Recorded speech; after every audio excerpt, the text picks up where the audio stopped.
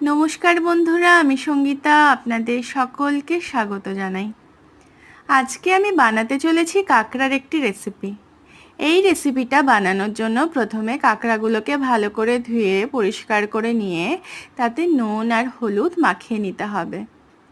এবারে কড়াইতে সর্ষের তেল গরম করে ওই নুন হলুদ মাখানো কাঁকড়াগুলোকে দিয়ে ভালো করে নাড়াচাড়া করে ভালো করে ভাজা ভাজা করে তুলে নিতে হবে।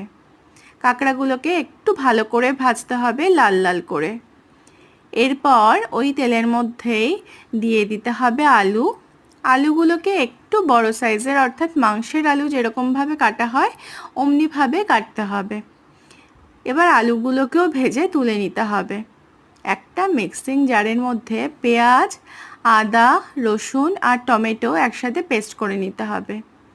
কড়াইতে আর একটু সর্ষের তেল গরম করে নিয়ে দারচিনি আর এলাচ ফোড়ন দিয়ে তারপরে পেঁয়াজ, আদা, রসুন আর টমেটোর যে পেস্টটা ছিল সেটা ঢেলে দিতে হবে। এবার দিয়ে দিতে হবে পরিমাণ মতো নুন, লঙ্কার গুঁড়ো, হলুদ গুঁড়ো, কাশ্মীরি লঙ্কার গুঁড়ো সব দিয়ে ভালো করে নাড়াচাড়া করে নিতে হবে বেশ খানিকক্ষণ। মশলার সাথে ভালো করে কষা কষা হয়ে গেলে সামান্য পরিমাণ চিনি দিয়ে দিলাম, নুন মিষ্টির ব্যালেন্সটা ঠিক থাকার জন্য। সেটাকে দিয়েও ভালো করে কষিয়ে নিতে হবে। তারপরে দিয়ে দিতে হবে গরম মশলার গুঁড়ো।